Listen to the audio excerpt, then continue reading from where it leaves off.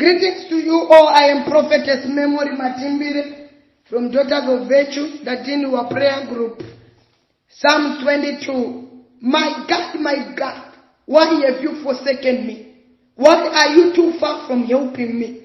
And from the words of my groaning, oh my God, I cry in the daytime, but you do not hear, and in the night season, and I am not silent, but you are holy, enthroned in the praise of Israel. Our fathers trusted in you. They trusted and you delivered them. They cried to you and were delivered. They trusted in you and not ashamed. But I am a one and no man, a reproach of me and despised by the people. They shook off the lip, they shook their head, saying, ye trusted in the Lord, yet let him rescue him. Let him deliver him, since it delights in him. But you are who took me out of my womb. You made me trust while my mother's breast. May God bless the reading of his word. Psalms 42, I'll read few scriptures.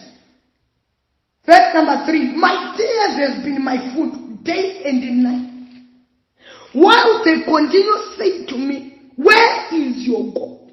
When I remember these things, I pour out my soul within me. For I used to go with the multitude. I went with them to the house of the Lord. And then anopanimudzimai wandauya kuzotaura naye. Rukuchema sema chemera ita Davida. Aipa rinotaura kuti mambo Davida pane nguva dzavari kuchema. Dzavari kuti Mwari wemuripi. Pavari kuedza kumutsvaga to the north, he seems not to be there. Vakamutsvaga to the west, ari kuita kunge asitoriko. Anoti, why have you come so far away from me? Pane madzimai angazina Mwari encourage. Kubva pakatanga DOV tanga tichiuya kugomo. Kubva pakatanga DOV tanga tichiuya kumaonats.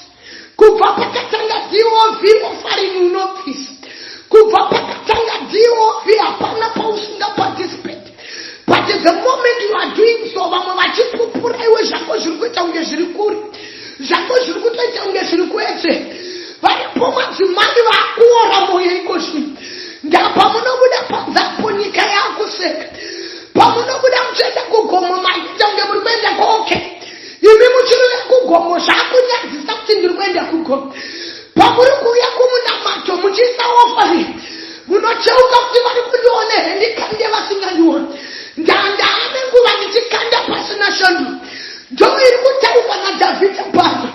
Pati ndauya nemusoro weshoko uno. Yangu maitadza here Mwari. Yangu nyaya maikonewa here Mwari. Zvekwangu mazvitadza here Mwari. Kenza yemupa mangu maitadza here Jehovha. Zvekurambwa kwangu mazvitadza here Mwari. Davhidha anoti pandaibuda panze, ndaiona varume vakuru vachikwenya kuti ndowa yakavasingabude mutembe. Ndaiona varume vakuru vachikwenya kuti ndoka vaya vasingamire kubvisa zvego. Ndaiona nyika ichikwenya kuti ndowa yakavasaita kunge vachafira muchechi. But ndinoti ndikatarisa upenyu hwavo, hapana Mwari, hapana chinobatika, hapana Mwari, hapana chekuti ndivapindure naye. Ingane rimwe zuva Jesu akataura akati vanhu ava vanoda kuona zvinobatika. Kana vasina zvinobatika havangatende. Mwari, ndati ndichifamba nyika iri kuseka, ndinoti ndichifamba nyika inokwenya. Davhidha anoti kusodzi kwakava kudya kwako, tsiku nesikati nyika ichindibvunza, aripiko Mwari wako? Pane madzimai andauya kuzvingarira. Ndinoziva hamusi kurarama, ndinoziva hamusi kurarasika, ndinoziva hamusi kurarana atete. Muri kuti yangu maitadza here Mwari, mazvitadza here Jehovha. Ndinorangarira nerimwe zuva ndakabata mwana wangu ndiri pagomo. Ndakanga ndisisina wekuudza machiremba akanga azvitadza. Ndakanga ndisisina wekuudza maprofita akanga azvitadza. Ndakanga ndisisina wekuzviudza n'anga dzakanga dzazvitadza. Ndamubata ndakamutarisa achigwinya mwedzi nemwedzi. Ndinorangarira nerimwe zuva ndakaita munamato wekuti Jehovha, zvangu mazvitadza here. situation yangu maitadza pandinoverenga mubhayibheri handisati ndasangana napo panonzi zvino Jehovha wakazvitadza, handisati ndasangana napo panonzi vakaenda kuna Mwari asi Mwari akazvitadza. Ndakaungudza zuva iro ndikati yangu iyi Jehovha maitadza here Mwari. Pana ana amai vanoda kuti vapinde mupre, pana ana amai vanori kuda kuti vana mai handiziye situation iri pamwe, but pana ana amai vanori kuda kuti vanyengete. Maitadza here yangu Mwari, yemereji yangu maitadza here, yemurume wangu maitadza here, yeutano maitadza here, HIV maitadza here Jehovha. Yandarararaboshitariata Bautateriandararaboshita Rindararaboshakatariama maitadza here forimwa Rita kamasuta makate bahaya Hebrashatareketarabosha Diriatatariama utatariata Dararaboshikia mautere Muriatatariama utatariata Mashitadza here Mwari mashitadza Mashitadza Jehova mashitadza Zerudzirwe kwangu mashitadza Ribashata mautatariata Zekufiwa kwedzinza mashitadza Matadza Jehova zengozi yemumusha Rindararaboshata mahaya. Pana amai vari kufanira kunyengeta vasati vapinda mumagumbe vaitadza kunocha Jehovha. Endararaboshika mauta Ritatararaboshetariana Matararaboshika mauta Reprashatama Rindandariatara. David, why do you seem as if you are very far away from me?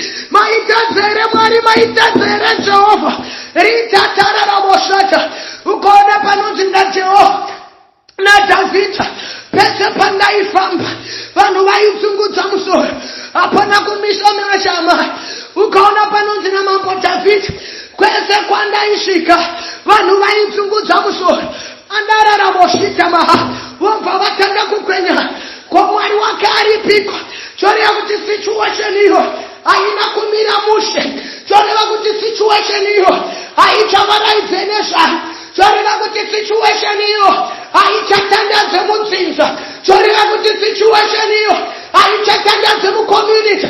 Pane kumwe kusarorwa kwekuti pakereke vanhu vakudzungudza musoro.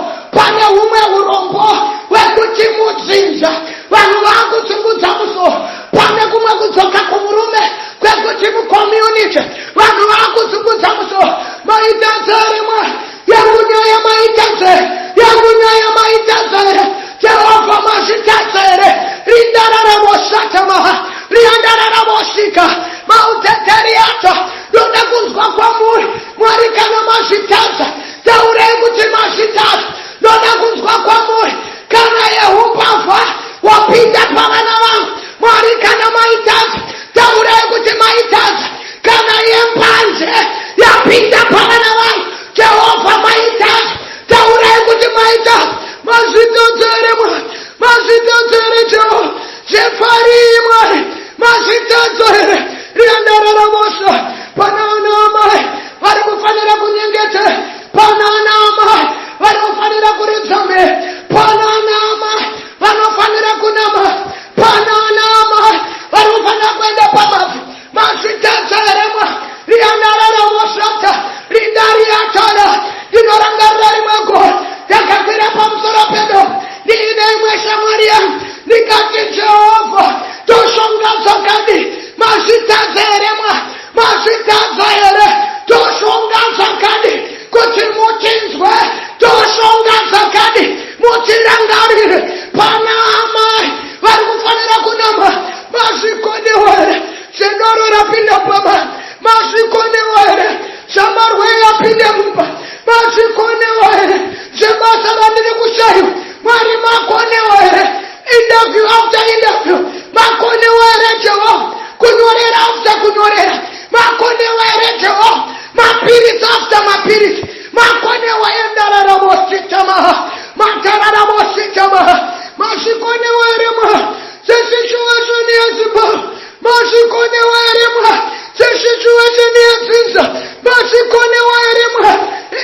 vosvika mahali